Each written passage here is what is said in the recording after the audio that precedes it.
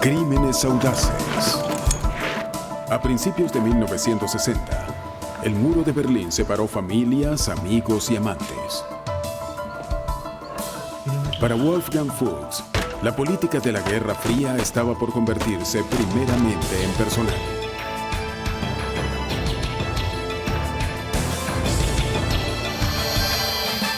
Crímenes audaces. Túnel 57. ¿Quieres subir? Vamos. Oh. Wolfgang Fuchs y su prometida Selina eran típicos jóvenes berlineses.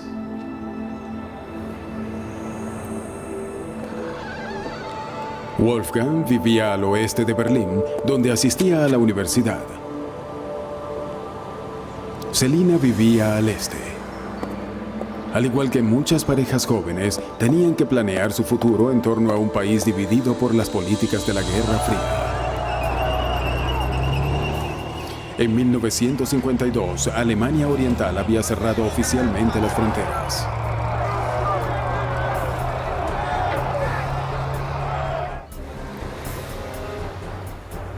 Los comunistas gobernaban el este, mientras que el oeste era democrático.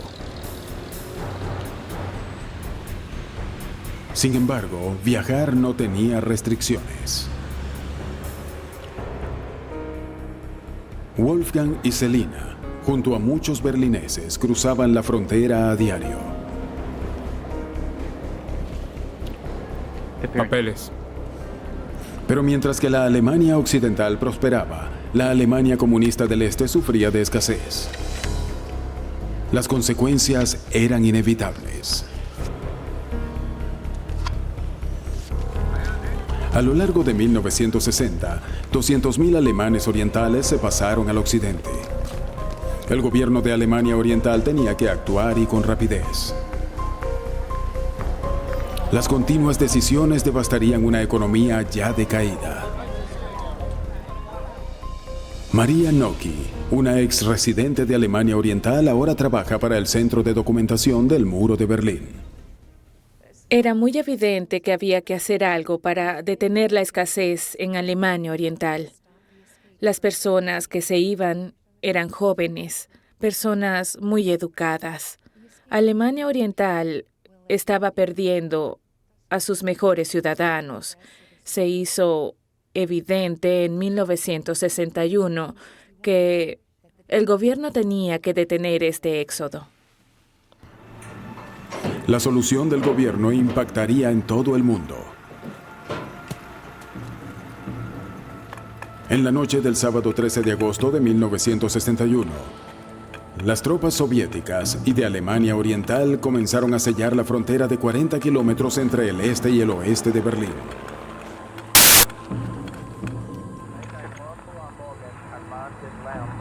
Como todo el mundo en Berlín, ese domingo, Selina se despertó con aterradoras noticias. De acuerdo con los informes de noticia de la radio, el paso entre Alemania Oriental y Alemania Occidental ahora estaba bloqueado.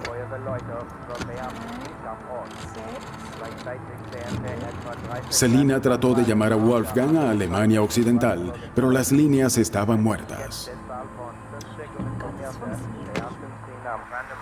Klaus Klein recuerda haber escuchado la noticia. No parecía un gran problema. Pensé que podríamos tomar el tren, alar el freno en el oeste de Berlín y saltar afuera. Sin embargo, se hizo evidente cuando supe que el tren no iría más al oeste.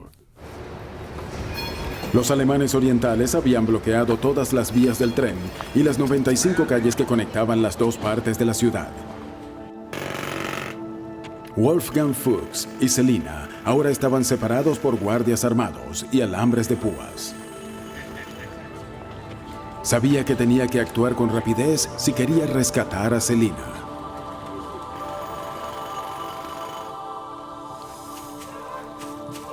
Los primeros días, las fronteras no estaban completamente protegidas. Con la ayuda de Wolfgang, Selina se deslizó por el alambre a la libertad. Otros no tuvieron la misma suerte. La frontera se hizo más peligrosa. Sin embargo, los intentos de fuga continuaron. Hagen Koch vigilaba la frontera del este de Alemania en 1961. Cientos de personas simplemente cruzaron la frontera porque conocían las vías a través de los patios traseros y campos que no podían ser observados. Se dieron órdenes para bloquear estos caminos con obstáculos más grandes y muy peligrosos. Eso fue toda una aventura. Poco a poco, bloques de concreto sustituyeron a los alambres de púas.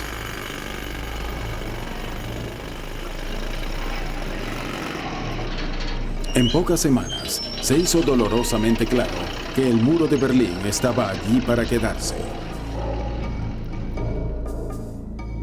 Eva Klein, ciudadana de Alemania Oriental, estaba preocupada. Nadie sabía que iban a construir el muro. Pensamos que cuando se calmara el flujo de refugiados, seguramente lo tumbarían. Buenas tardes. La ciudad estaba cercada con alambres de púas y vigilada por soldados de Alemania Oriental. Wolfgang Fuchs había logrado rescatar a Selina, pero aún tenía compañeros y amigos atrapados del otro lado del muro. Se convirtió en un hombre con una misión. Estaba desesperado por sacar a las personas que conocía de Alemania Oriental.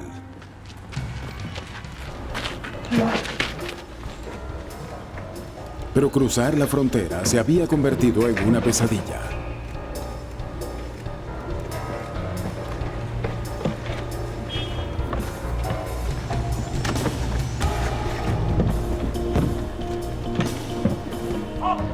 Las tropas de Alemania Oriental recibieron la orden de disparar a cualquiera que intentara escapar.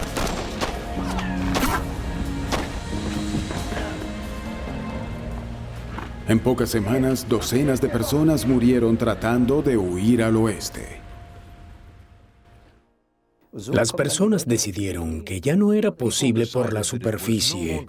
El riesgo era demasiado grande, por lo que buscaron otros caminos, otras alternativas para poder escapar. Las muertes asustaron a todos, pero endurecieron la determinación de hombres como Wolfgang Fuchs y su amigo Wolfgang Kockrow. Kockrow compartía el odio a la opresión de Fuchs. Odiábamos el sistema comunista.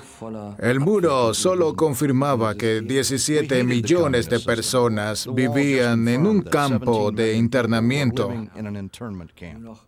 No podían reír en el lugar equivocado o en el momento equivocado. No podían confiar en nadie y no podían decir lo que querían. Fuchs y sus amigos estaban desesperados por sacar a todos los que conocían rápido de Alemania Oriental. El muro se fortificaba día tras día. Subir por el muro ahora era imposible. Fuchs y sus colegas consideraron pasar por debajo del muro.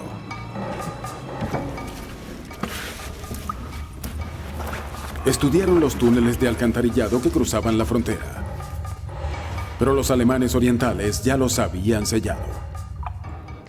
Fue en ese momento, en 1962, que las personas más jóvenes, estudiantes, empezaron a buscar otras maneras de cruzar y se les ocurrió la idea de excavar túneles. Excavar túneles debajo del muro era un plan audaz pero peligroso. El riesgo a ser descubiertos era enorme. Los espías de Alemania Oriental estaban por todas partes. Merodeaban Alemania Occidental buscando escuchar planes de conspiración.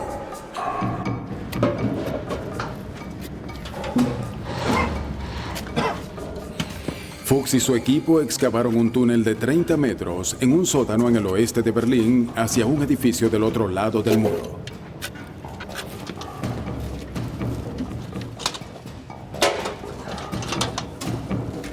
Una vez que el túnel fue declarado seguro, Fuchs empezó a pasar a las personas a través de él. Ya casi llegas, vamos. Vamos. Bienvenido. Estaban sorprendidos. ¡Descubrieron el túnel! Pero el éxito fue demasiado breve. Los alemanes orientales descubrieron el túnel y lo destruyeron.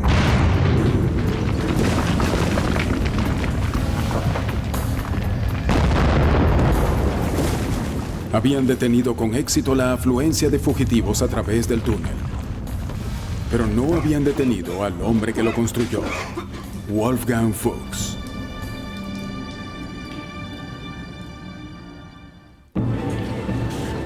A principios de 1960, valientes alemanes occidentales estaban dispuestos a arriesgarlo todo para traer a sus amigos y familiares a la libertad. El primer túnel de Wolfgang Fuchs había sido descubierto y destruido. Pero a finales de 1963 ya había planeado el segundo. Fuchs encontró una panadería vacía que iba a ser demolida.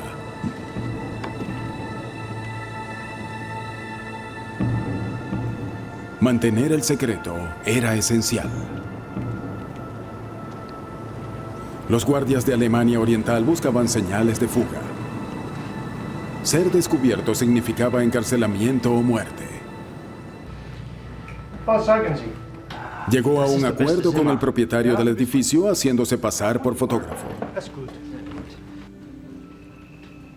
Alquiló el sótano como un cuarto para revelado.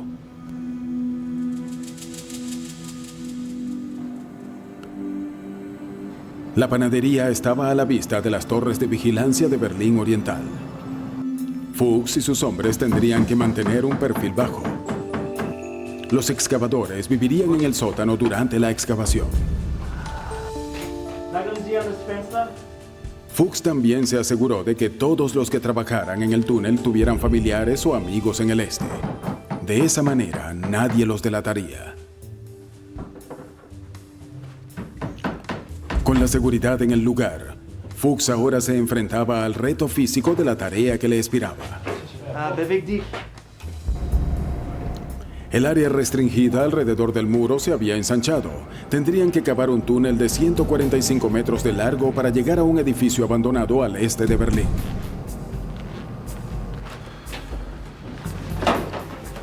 Era 5 veces más largo que el primer túnel de Fuchs. Una vez llegaran al otro lado, tenía la intención de pasar de contrabando a 120 personas de Berlín Oriental en 3 noches. La excavación llevaría meses. La montaña de tierra debía mantenerse en la panadería para evitar que los detectaran. Con el tiempo, llenarían la panadería y parte de la primera planta. Hay que imaginarse lo que estaba involucrado en la excavación de un túnel de 12 metros de profundidad en la vieja Berlín. Había viejos sistemas de alcantarillados, viejos cables eléctricos y cables de anclaje. Era un trabajo difícil. La heroica misión se retrasó por problemas. El suelo arenoso no soportaría un túnel tan largo. Era un túnel inestable y claustrofóbico sin espacio para darse la vuelta.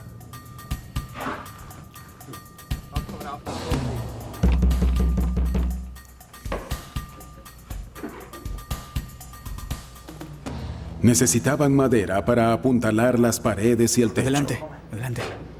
Se contrabandeó debajo de las narices de los guardias de Alemania Oriental.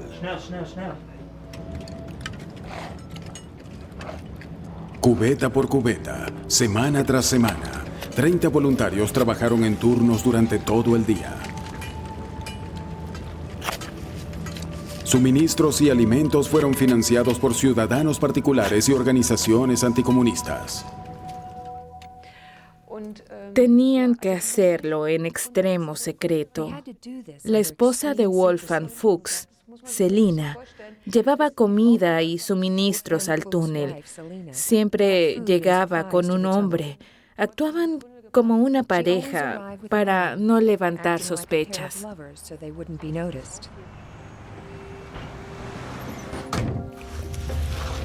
A medida que el túnel se hizo más profundo, también se hizo más peligroso. Debían llevar ventilación y luz artificial para los trabajadores. El aire abajo era tan delgado que extinguiría un cigarrillo. No podía costearse ningún equipo. Un sistema de escape tuvo que hacerse desde el principio. Las personas trabajaron turnos de 8 días en la tierra. Cavaron durante 5 meses. A solo unos metros de distancia, los guardias de Alemania Oriental vigilaban buscando señales de fuga. Hasta el momento, Fuchs había tenido suerte. Su túnel se estaba sosteniendo.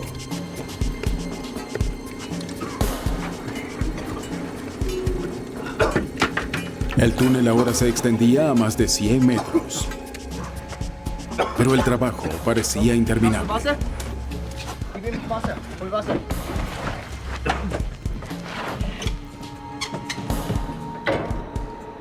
Luego, un excavador golpeó una tubería de desagüe con su pala. Habían llegado finalmente a su destino en el este de Berlín. Desde allí, solo tenían que seguir la tubería hasta la superficie. El equipo estaba emocionado. Aún así, sabían que solo llevaban la mitad del trabajo. El verdadero peligro les esperaba. El momento más peligroso para ellos fue la apertura del túnel en el lado oeste, porque no sabían si el Servicio de Seguridad del Estado había sido informado sobre la existencia del túnel o si la policía secreta alemana los estaba esperando en el sótano para arrestarlos. El 2 de octubre, Fuchs utilizó un maniquí para ver si fusiles orientales le esperaban del otro lado. Habíamos llegado a este viejo cobertizo cerrado. El túnel fue abierto el 2 de octubre. Es difícil describir la tensión que sentimos cuando llegamos al final del túnel. Una vez que determinó que no había peligro, el equipo se embarcó en una tarea impresionante. Fuchs y sus amigos ya habían compilado una lista de amigos y seres queridos que querían liberar de Alemania Oriental. El 3 de octubre, el primer refugiado recibió un telegrama. Contenía instrucciones codificadas.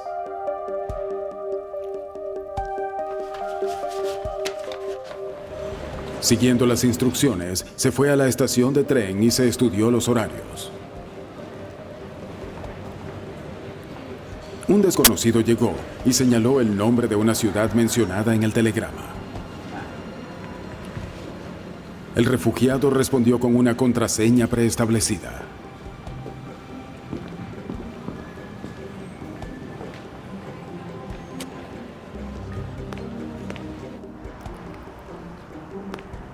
Luego fue llevado al edificio que ocultaba la boca del túnel.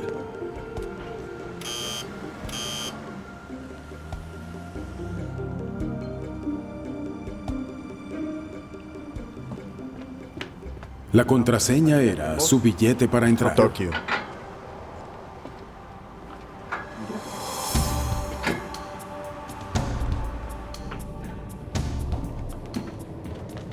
En el último momento posible, el equipo reveló el túnel.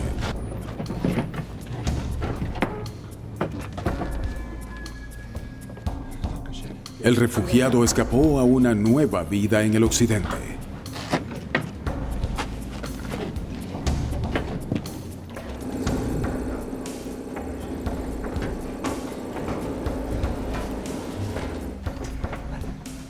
28 berlineses del este escaparon a través del túnel el 3 de octubre de 1964. Bienvenido. A la siguiente noche vendrían más, incluyendo a Klaus Klein, de 32 años de edad, su esposa y su hijo de 3 años. ¿Por qué método nos llevarían al oeste? No lo sabía. Tengo que admitir que esperaba en secreto que nos entregaran pasaportes falsos, así poder cruzar la frontera caminando, pero no tenía idea que sería un túnel. A los refugiados les tomaría entre 10 a 30 minutos arrastrarse a través del pasaje oscuro y húmedo. Pero Berlín Occidental y La Esperanza estaban del otro lado. Seguía arrastrándome, pero tenía mucho miedo. Era terriblemente difícil arrastrarse por el túnel, porque en todas partes había cosas que las personas habían llevado consigo. El miedo los hizo querer llevárselas, pero las dejaron a mitad del camino y tuvimos que pasar por encima de ellas. Cuando llegaron al oeste, los refugiados fueron aseados. Tenían que estar presentables para la calle. Cuando dejaron la panadería, salieron como alemanes libres. Hubo llantos y abrazos. Había una sensación indescriptible de felicidad y alegría. Las personas se abrazaban entre sí. Algunas de las personas eran parientes que no se habían visto en mucho tiempo. Durante las siguientes 48 horas, 23 hombres, 31 mujeres y 3 niños se arrastraron sus vientres a la libertad. Pero Wolfgang Fuchs sabía que con cada persona que desaparecía en Alemania Oriental, el peligro de ser descubiertos aumentaba. Había tomado 6 largos meses, pero Wolfgang Fuchs había cumplido su sueño de crear un túnel hacia la libertad. El 5 de octubre, ese sueño se convertiría en una pesadilla.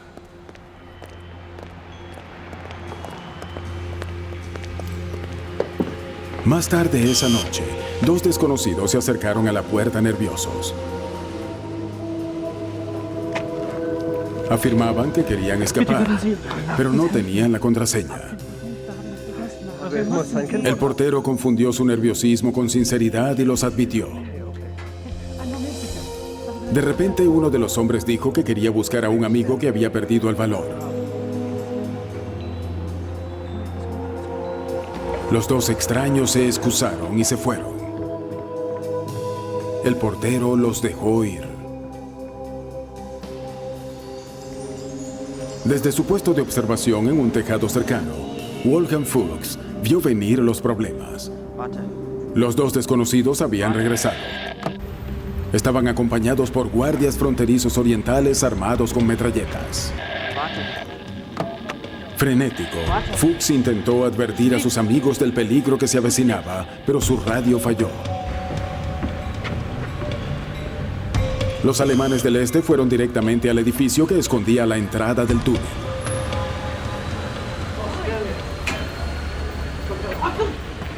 Uno de los hombres de Fuchs hizo un disparo de advertencia. En el tiroteo que siguió, murió Egon Scholz, un soldado de Alemania Oriental. Siempre se ha dicho en el este que Egon Scholz, soldado de frontera, murió en manos de los criminales comerciantes, esclavos de Berlín Occidental. Ese fue el giro. Los documentos divulgados más de 25 años después revelaron que Scholz murió accidentalmente por la ametralladora del otro guardia fronterizo. El túnel fue destruido por las autoridades de Alemania Oriental. En el oeste de Berlín, se ganó el nombre del Túnel 57 por los 57 que se atrevieron a hacer el viaje.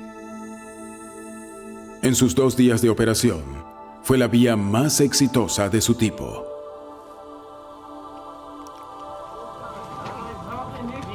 Wolfgang Fuchs continuó ayudando a las personas a escapar hasta principios de 1970. Vivió bajo la amenaza constante de captura hasta la caída del muro en 1989. ahora disfruta de una vida tranquila. Su coraje ayudó a reunir a cientos de amigos y familiares separados por el muro de Berlín.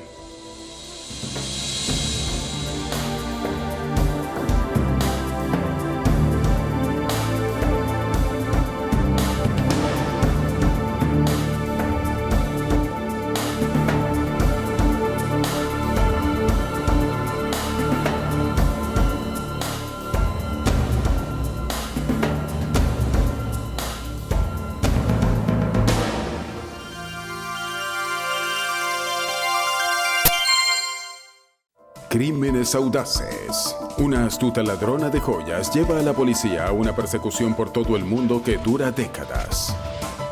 Las autoridades de varios países parecen impotentes al perseguir a esta mujer brillante, a la que llegarían a conocer como la reina de las joyas.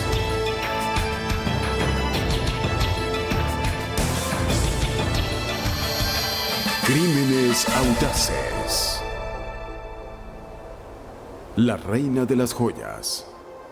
Las alambradas al desnudo de las instalaciones de la Correccional del Estado de Colorado encierran a algunas de las mentes criminales más astutas de los Estados Unidos, incluyendo a una ladrona implicada en más de 400 robos de joyas, Louise Davis, la reina de las joyas.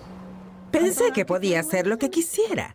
Digamos que entraba en una tienda fina, estoy hablando hipotéticamente, y salí de ahí con un anillo de diamantes de lo mejor con un valor de $100,000. Pensé que podía hacerlo porque lo hice. En el transcurso de su carrera, Louise Davis robó millones de dólares en piedras preciosas de algunas de las mejores tiendas en el mundo. Davis recuerda sus inicios cuando era una mujer joven que crecía en Slab Fork, en Virginia Occidental.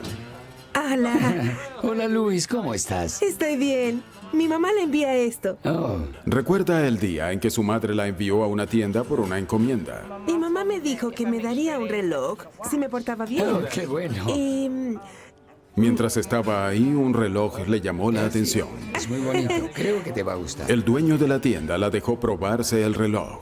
¿Y cómo te has estado portando? me encanta. Me trataba muy bien. Me sentía orgullosa de la forma en que me estaba tratando. Y un hombre blanco, ¿Te gusta algún otro? entró en la tienda. ¿Este de aquí? Su trato conmigo cambió. Ya no era paciente ni tampoco agradable. Listo, puedes irte a casa. Sin recordar que Louise tenía el reloj, el hombre la sacó de la tienda. Pasa. ¿Cómo te va hoy? Estoy bien. Para una joven impresionable, este incidente marcaría el comienzo de la profesión de toda su vida. Sabía que tenía el reloj y estaba un poco molesta por la forma en que cambió su manera de tratarme. En realidad no quería devolverle el reloj. No iba a hacerlo. Louise cambió de idea y devolvió el reloj. Pero el incidente le dio una visión de cómo funcionaban las cosas. Basándome en lo que pasó en esa tienda, sabía cómo entrar en una tienda y hacer que el hombre de la joyería olvidara que yo tenía el reloj. Así que fui de una tienda a otra haciendo lo mismo. Fue una lección que Davis recordaría en los próximos años. Para el momento en que era una mujer joven, la vida de Davis era un caos. Estaba divorciada, desempleada y con una familia que mantener. Decidió que su única opción era robar para salir de los problemas. Pero primero tuvo que reinventarse a sí misma. Davis leía revistas de moda como si fueran manuales.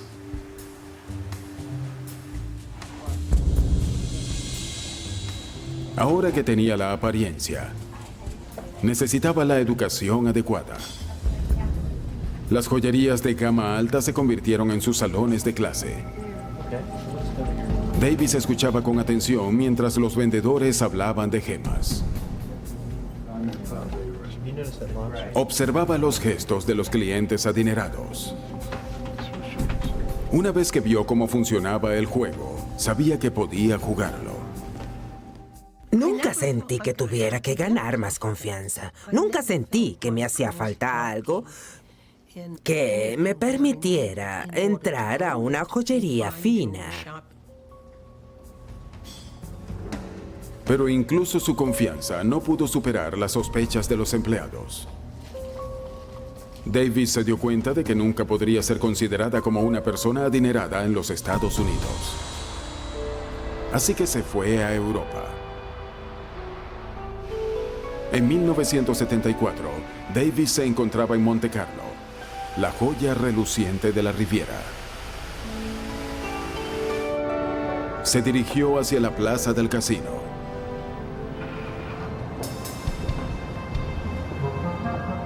Ahí encontró exactamente lo que estaba buscando: las joyerías más caras del mundo.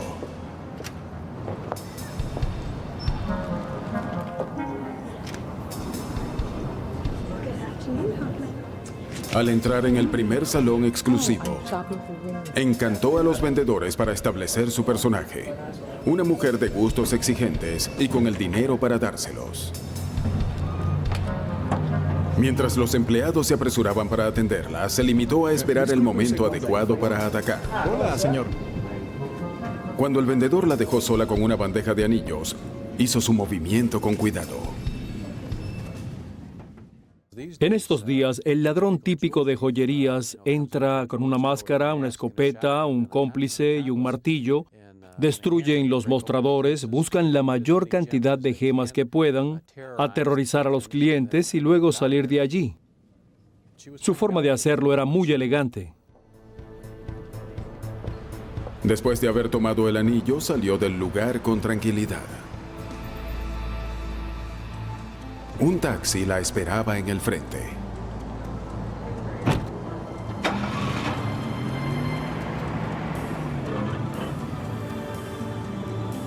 Una vez a salvo, examinó el anillo con más cuidado. Con todo lo que había aprendido, dedujo que ese no era un anillo ordinario. Sabía que iba a pasar algo. Era demasiado, era tan costoso que seguramente saldría en toda la prensa. No había ninguna señal de la policía cuando llegó al aeropuerto. Louis compró un pasaje a Ginebra, el primer vuelo del día fuera del país. Se sentó y esperó, preguntándose cuánto tiempo tardaría el joyero en notar que el anillo había desaparecido. Pero ya era demasiado tarde. ¿Hay algún problema? Louise Davis fue detenida por las autoridades francesas. Claro. Por aquí. Los policías estaban frustrados. Habían atrapado a su sospechosa, pero el anillo no estaba por ningún lado. Louise había sido revisada varias veces, pero hacía un juego de manos para mover el anillo de un lugar al otro.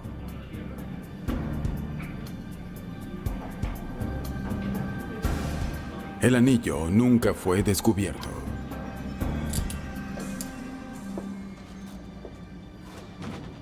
Al final, fui a prisión.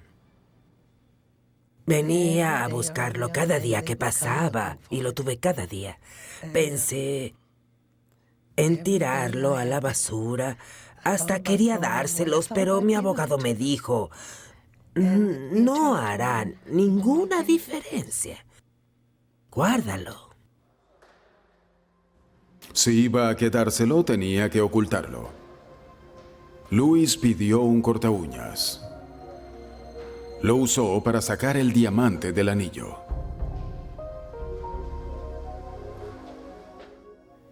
Luego conseguí un poco de hilo negro y una aguja. Puse el diamante debajo de la faja panty y lo cosí. Llevó la faja todos los días. Solo se la quitaba para lavarla. La usaba mojada o seca. No me la quitaba nunca. Siempre la tenía conmigo.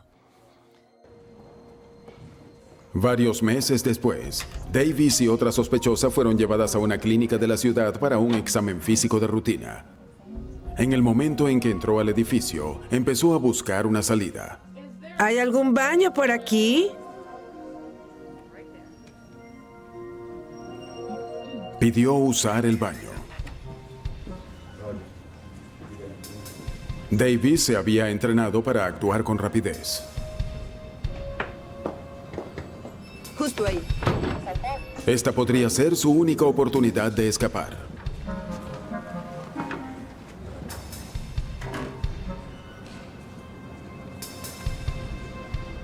No lo dudó.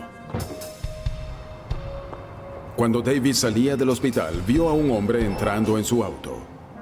Sabía que ya era libre. No sería el primer hombre engañado por su encanto, ni sería el último. Me llevó hasta Bélgica. Fui allá y conseguí un pasaporte. Solo quería irme rápido. Ese día me fui. Consiguió llegar hasta Londres. Señora, me acepta. La joven educada que creció en la pobreza de los pueblos mineros ahora se mezclaba con la alta sociedad europea. Davis les decía camaradas, su apodo para la gente adinerada que le dio la credibilidad que necesitaba. Pasábamos a ver las vitrinas de tiendas finas cerca de sus horas de cierre. Me aseguraba de que las personas adentro me vieran con ellos. Y luego me iba a la casa. Ser vista con gente adinerada aseguró su entrada en las tiendas más exclusivas. Siempre fue muy bien recibida por el personal de ventas. Cada vez que estaba en la tienda, usaba la misma táctica. Su simplicidad era brillante. Buscaba conversar con el dueño de la tienda y le pedía ver algunos anillos o ciertas joyas. Pasaba mucho tiempo discutiendo la calidad de las gemas y ese tipo de cosas. Durante ese transcurso se las arreglaba para esconder alguna piedra valiosa y seguía hablando con el dueño de la tienda. En algún momento se excusaba por un minuto para buscar a su esposo, buscar su chequera o algo así, y se iba de la tienda. Louise Davis se había vuelto una viajera frecuente. Robaba un anillo en Europa y viajaba a venderlo en los Estados Unidos. Ocultaba la mercancía de los funcionarios de aduanas en contenedores ordinarios. Para la década de los 80, Davis había logrado eludir a la Interpol, a la Scotland Yard y a las autoridades locales en decenas de ciudades en Estados Unidos y Europa.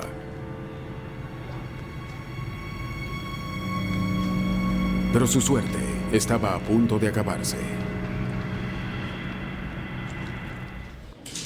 En 1982, Louise Davis fue arrestada por vender mercancía robada en el condado de Tarrant, en Texas. El artículo en cuestión era un anillo de diamantes de 3 quilates valorado en $32,000.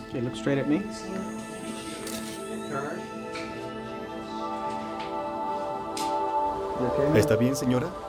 No. ¿Abran la celda 3? No. En varios momentos de su larga carrera fue detenida y llevada a prisión. Pero nunca se quedaba por mucho tiempo. Una noche, mientras esperaba el juicio, Louise se quejó de dolores abdominales. ¡Cierren la celda 3! Sería perfecto. Fue trasladada a un hospital donde convenció a una voluntaria de quitarle las esposas. Era todo lo que necesitaba. Davis pasó otros 5 años a la fuga. El FBI finalmente la atrapó en 1987. Fue enviada a prisión por 6 años. A sus casi 60 años fue puesta en libertad. ¿Pero acaso Louise Davis estaba lista para retirarse?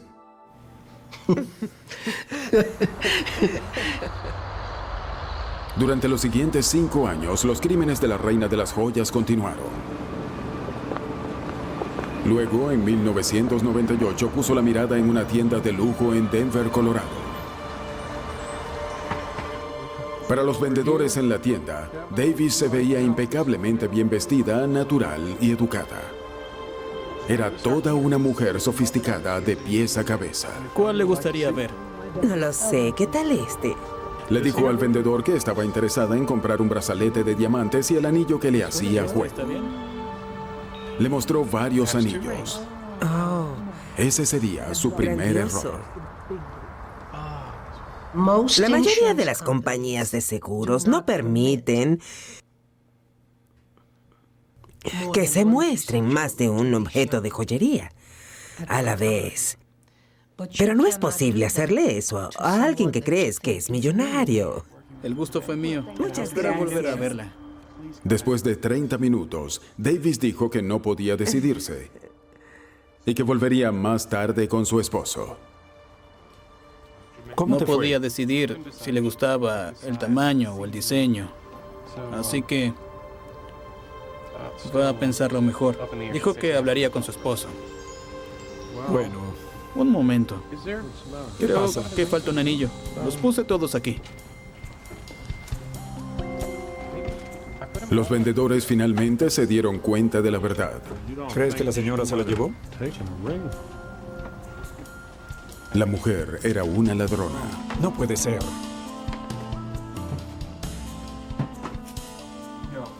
Llamaron de inmediato a la policía. La sospechosa tuvo cuidado de no dejar evidencia física. El anillo robado era grande. Un diamante con corte de esmeralda de 3 piedras en una montura de platino. Pesaba más de 5 quilates y tenía un valor de $57,000. Los agentes le pasaron la descripción de la sospechosa a la detective Gail Riddell, una veterana de 30 años de la Unidad de Delitos contra la Propiedad en Denver. Riddell tuvo el presentimiento de que sabía con quién estaba tratando. La descripción física y modus operandi me sonaba muy familiar, porque una vez recibimos un boletín de la Alianza de Seguridad de Joyeros, así que lo busqué para volverlo de nuevo a leer, y el método de operación y la descripción física coincidía mucho, pero mucho con la sospechosa. La encantadora abuela de pelo plateado era más que una ladrona, era una criminal buscada.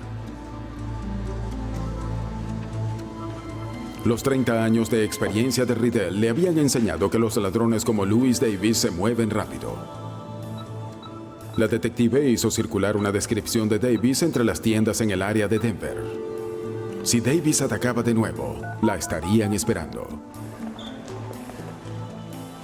Un grupo de oficiales fue enviado al ¿Ha aeropuerto. visto a esta señora por aquí? Pero nadie había visto a la reina de las joyas. Mientras los oficiales buscaban a la sospechosa, Riddell revisaba sus antecedentes, que no eran pocos. Cuando buscamos sus antecedentes en la computadora, imprimimos casi 2 metros de papel. Creo que tenía unos 63 o 64 arrestos. Con esta información entendimos que esta mujer era un problema enorme. Un juez concedió una orden de detención para Davis y se fijó una fianza por $1 millón, basándose en sus antecedentes penales. Ahora, todo lo que tenían que hacer era atraparla. Riddell sospechaba que Davis ya había abandonado el estado. La detective llamó al FBI en busca de ayuda. Para su sorpresa, ya sabían de Davis.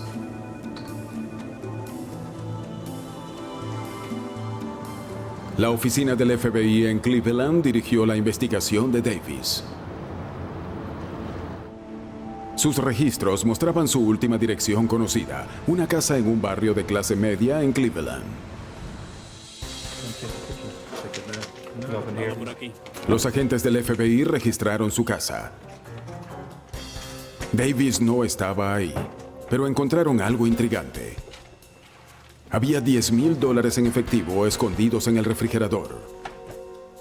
Era el indicio de una profesional consumada. Era probable que el refrigerador fuera uno de los muchos escondites que Davis tenía en caso de que necesitara dinero para escapar.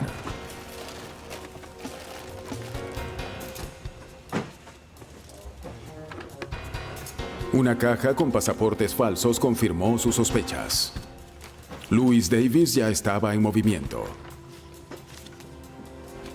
Y era imposible saber a qué parte del mundo había ido. Me contactó un agente del FBI diciéndome, esto quizás no le agrade, pero fuimos a su casa y encontramos varios pasaportes. Todos son suyos, pero bajo distintos nombres. Se fue del país y regresó el mismo día poco después del robo. Y le dije, ¿me está diciendo que el anillo ya está en Europa? Y dijo, no, pero le estoy advirtiendo de esa posibilidad. De todas formas, seguiremos investigando y la mantendremos informada. Sin importar qué tan rápido nos movamos, ella lo hará más rápido. Empezaba a aparecer como si el Departamento de Policía de Denver y el FBI estuviesen siendo burlados por una anciana.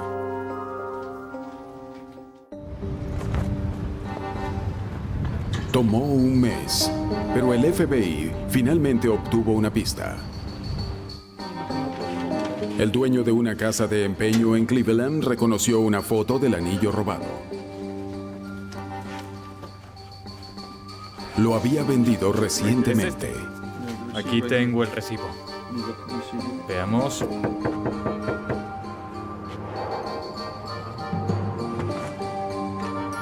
Los agentes del FBI hablaron con el hombre que compró el anillo. ¿Usted compró un anillo de una casa de empeño hace poco? ¿Lo tiene con usted? Un momento, lo buscaré.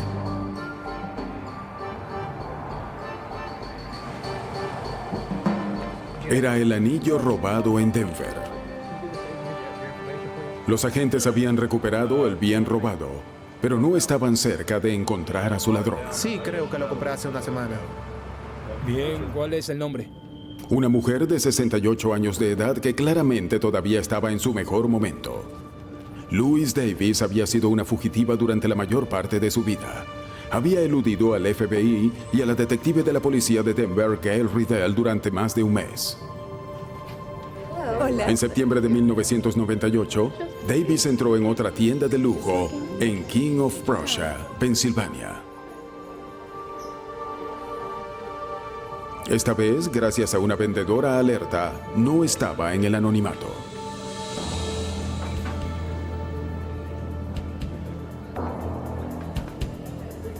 La vendedora revisó un cartel de búsqueda enviado por la policía de Denver. Reconoció a la infame reina de las joyas. Llamó a seguridad. Gail Riddell finalmente recibió la llamada que había estado esperando. Louis Davis estaba en custodia. ¿Pero por cuánto tiempo? Les dije, no dejen que se vaya. Tengo una fianza de $1 millón en este caso. Sentí la confusión de la persona y le dije, ¿escuchaste lo que dije? Y dijo, $1 millón por esta ancianita. Y le dije, sí, señor. No es una ancianita común y corriente. Todo el mundo asume que por su comportamiento y su edad no es un problema grave, y en realidad sí lo es.